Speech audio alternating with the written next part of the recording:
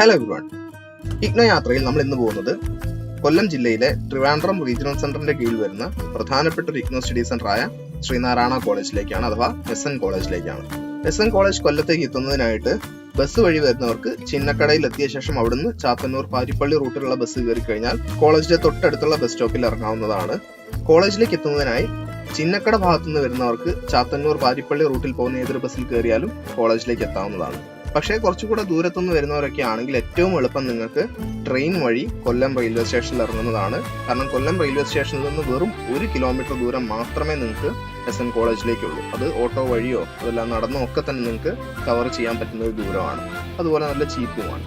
ബസ്സിൽ വരുന്നവർ ഇറങ്ങേണ്ട സ്റ്റോപ്പ് എന്ന് പറയുന്നത് SN കോളേജ് ജംഗ്ഷനാണ്. ചിലപ്പോൾ കോളേജിന് മുന്നിൽ അവർ നിർത്തി തന്നിരിക്കും, പക്ഷെ അതിലും നല്ലത് SN കോളേജ് ജംഗ്ഷനിൽ ഇറങ്ങുന്നതാണ്. കാരണം SN കോളേജിന്റെ ഇഗ്നു ഓഫീസ് എന്ന് പറയുന്നത് ക്യാമ്പസിനകത്തല്ല, കോളേജിന്റെ തൊട്ട് പുറത്തൂടെ പോകുന്ന ശാരദാമഠം റോഡിന്റെ സൈഡിലായിട്ടാണ്. ഇഗ്നു ഓഫീസിന്റെ ബിൽഡിംഗ് ഇരിക്കുന്നത് ശരിക്കും ക്യാമ്പസിനകത്ത് തന്നെയാണ്, പക്ഷെ അകത്തു നിന്ന് നമുക്കത് ആക്സസ് ചെയ്യാൻ പറ്റില്ല. മതിലിനോട് ചേർന്നുള്ള ഈ ഒരു IGNOU office Sarada Math road face ചെയ്തിട്ടാണുള്ളത്. അതുകൊണ്ട് തന്നെ കോളേജിലേക്ക് കയറാതെ തന്നെ നമുക്ക് വേണമെങ്കിൽ ഇഗ്നു സംബന്ധിച്ചുള്ള കോഴ്സുകളെ പറ്റി, സ്റ്റഡി സെന്റർ എന്ന നിലയ്ക്ക് SN കോളേജ് നൽകുന്ന സർവീസുകളെ പറ്റിയൊക്കെ തന്നെ പുറത്തുനിന്ന് തന്നെ നമുക്ക് ചോദിച്ചറിയാവുന്നതാണ്.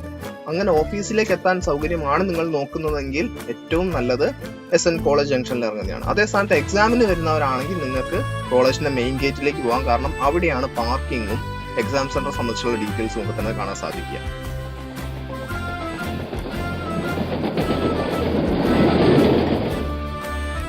ഈ കാണുന്നതാണ് നമ്മുടെ SN കോളേജ് കൊല്ലത്തിന്റെ എൻട്രൻസ് കഴിഞ്ഞ ഉടനെ തന്നെ റൈറ്റിലായിട്ട് നമുക്ക് കാർ പാർക്കിങ്ങിനുള്ള സൗകര്യം ഒരുക്കിയിട്ടുണ്ട്. ആ മരത്തിന് ചുവട്ടിലായി കാണുന്ന ബോർഡിലാണ് കൃത്യമായി പറഞ്ഞു കഴിഞ്ഞാൽ നമുക്ക് ഇഗ്നു എക്സാംസിന് വരുന്നവർക്ക് ഏതൊക്കെ ക്ലാസ്സുകളിൽ ഏതൊക്കെ സബ്ജക്റ്റിന്റെ എക്സാംസ് ആണ് നടക്കുന്നത് എന്നുള്ള കൃത്യമായ വിവരങ്ങൾ രേഖപ്പെടുത്തിയിട്ടുള്ളത്.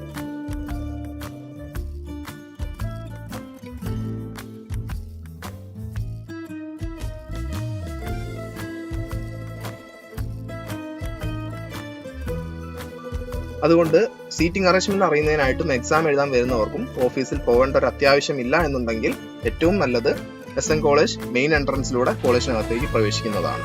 പാർക്കിംഗ് അതുപോലെ തന്നെ സീറ്റിംഗ് അറേഞ്ച്മെന്റ് എങ്ങനെ അറിയാമെന്നുള്ള കാര്യങ്ങൾ കണ്ട ശേഷം കുറച്ച് മുന്നോട്ട് നടന്നു കഴിഞ്ഞാൽ തന്നെ നമുക്ക് ശ്രീനാരായണ ഗുരുവിന്റെ വളരെ മനോഹരമായുള്ള ഒരു പ്രതിമയും അതിന്റെ ഒരു മണ്ഡപവും ഒക്കെ തന്നെ കാണാം. വളരെ നല്ല രീതിയിൽ മെയിൻറ്റെയിൻ ചെയ്തിട്ടുള്ള ഒരു സ്ട്രക്ചർ കൂടിയാണത്.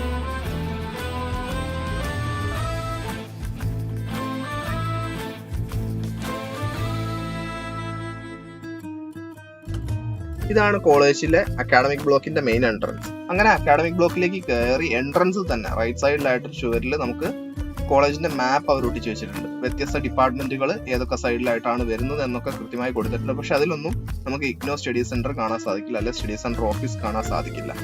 കോളേജിനെ പറ്റി എടുത്തു പറയേണ്ട ഒരു കാര്യം വളരെ ലെങ്തി ആയിട്ടുള്ള കൊറിഡോറുകളാണ്. അതായത് ഒരറ്റത്തുനിന്ന് മറ്റേ അറ്റത്തേക്ക് നടന്ന് എത്താൻ തന്നെ കുറഞ്ഞ മിനിറ്റുകൾ നമുക്ക് എടുക്കും. അങ്ങനെ നീളത്തിലുള്ള ഒരു കോളേജാണ് നമ്മുടെ SN കോളേജ് കൊല്ലം.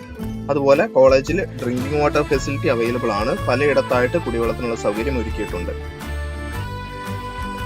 സ്റ്റെയർ കേസിനടുത്തായിട്ട് വാഷ്റൂമുകൾ നമുക്ക് കാണാൻ സാധിക്കും. പുരുഷന്മാരുടെ വാഷ്റൂം മലയാളം ഡിപ്പാർട്ട്മെന്റിന്റെ അടുത്തായിട്ടാണ് കണ്ടത്. നമ്മുടെ അക്കാഡമിക് ബ്ലോക്കിൽ നിന്ന് ലെഫ്റ്റിലോട്ട് പോയി കഴിഞ്ഞാൽ ഒരു കോപ്പറേറ്റീവ് സൊസൈറ്റി അഥവാ നമ്മുടെ കോളേജിനകത്തുള്ള സ്റ്റോറാണത്. അവിടെ നിന്നും അത്യാവശ്യമായിട്ടുള്ള കാര്യങ്ങളൊക്കെ തന്നെ പെന്നും പെൻസിലും ബുക്കും എല്ലാം തന്നെ നമുക്ക് വാങ്ങാവുന്നതാണ്.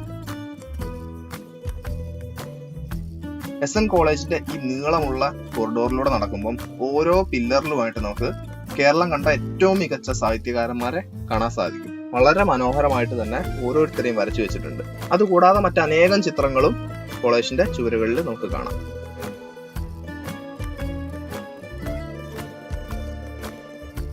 SN കോളേജിൽ കണ്ട മറ്റൊരു പ്രത്യേകത എന്ന് വെച്ച് കഴിഞ്ഞാൽ ഒരുപാട് ഗെയിംസിന് ആവശ്യമായുള്ള വ്യത്യസ്ത ഗ്രൗണ്ടുകൾ കോളേജ് ഒരുക്കിയിട്ടുണ്ട്.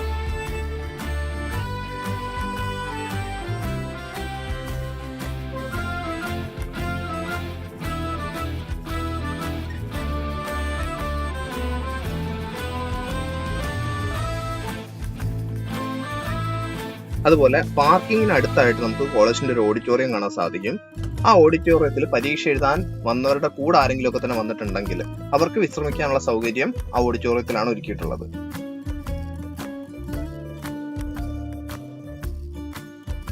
ഈ കാണുന്നതാണ് കോളേജിന്റെ ലൈബ്രറി ബ്ലോക്ക്. ഈ ബ്ലോക്കിന്റെ പ്രത്യേകത എന്ന് വെച്ച് കഴിഞ്ഞാൽ ഇത് കഴിഞ്ഞാൽ ഉടനെയാണ് നമുക്ക് ക്യാൻറ്റീൻ കാണാൻ സാധിക്കുന്നത്. ഈ ബ്ലോക്ക് ഇവിടെ എടുത്തു പറയാൻ കാരണം ലൈബ്രറി ബ്ലോക്കിന്റെ തൊട്ട് പുറകിലായിട്ടാണ് കോളേജ് ക്യാൻറ്റീൻ വരുന്നത്. ലൈബ്രറി ബ്ലോക്കിന് അടുത്തായിട്ട് തന്നെ ഒരു സൈൻ ബോർഡ് ഉണ്ട്. അതിൽ ക്യാൻറ്റീൻ എങ്ങോട്ടാണെന്നും അതുപോലെ തന്നെ ലേഡീസ് വാഷ്റൂമും ഒക്കെ തന്നെ കൃത്യമായിട്ട് ഏത് ഡയറക്ഷനിൽ പോയാലാണ് നമുക്ക് എത്താൻ സാധിക്കുക എന്നുള്ളത് കൊടുത്തിട്ടുണ്ട്. അങ്ങനെ നമ്മൾ ക്യാൻറ്റീനിലേക്ക് എത്തിയിരിക്കുകയാണ്.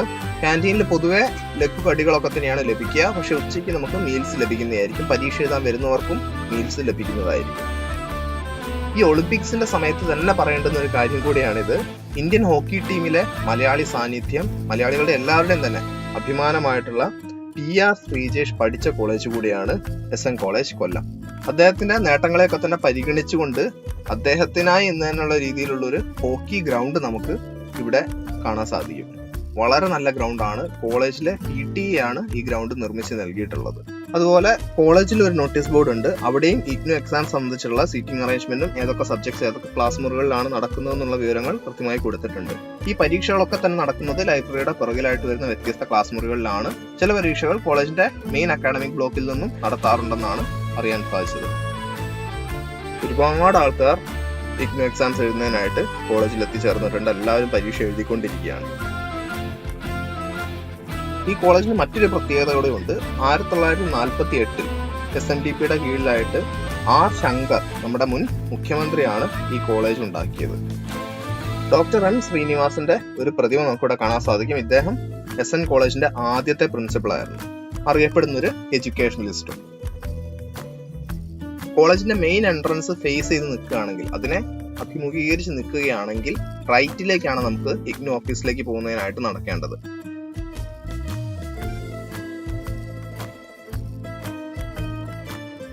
ഒരു 100-300 മീറ്റർ ഒക്കെ തന്നെ നടന്നു കഴിഞ്ഞാൽ നമുക്ക് IGNOU ഓഫീസിലേക്ക് എത്താവുന്നതാണ്. അങ്ങനെ കോളേജിന്റെ റൈറ്റിലേക്ക് പോയിട്ട് ലെഫ്റ്റ് എടുത്തു കഴിഞ്ഞാൽ ഉടനെ കാണുന്ന ഈ ഒരു ഓഫീസാണ് നമ്മുടെ SN കോളേജിന്റെ IGNOU സ്റ്റഡി സെന്റർ ഓഫീസ്. വ്യത്യസ്ത കോഴ്സുകളെ പറ്റി ഇനി പരീക്ഷയ്ക്ക് വന്നു കഴിഞ്ഞാൽ പോലും നിങ്ങൾക്ക് എന്തെങ്കിലും കാര്യങ്ങളൊക്കെ തന്നെ ചോദിച്ചറിയാനൊക്കെ ഉണ്ടെങ്കിൽ ഈ ഒരു ഓഫീസിലേക്കാണ് നിങ്ങൾ എത്തേണ്ടത്. IGNOU ഓഫീസിൽ എന്തെങ്കിലും ഫോം ഫില്ല് ചെയ്യാനുണ്ടെങ്കിലോ ഫോട്ടോസ്റ്റാറ്റ് എടുക്കാനോ ഉണ്ടെങ്കിലോ നിങ്ങൾ ഓടേണ്ടതില്ല. തൊട്ട് ഓപ്പോസിറ്റ് ആയിട്ട് ഫോട്ടോസ്റ്റാറ്റ് എടുക്കാനുള്ള സൗകര്യവും അതുപോലെ തന്നെ ഒരു സ്റ്റോർ നമുക്ക് കാണാൻ സാധിച്ചിട്ടുണ്ട്.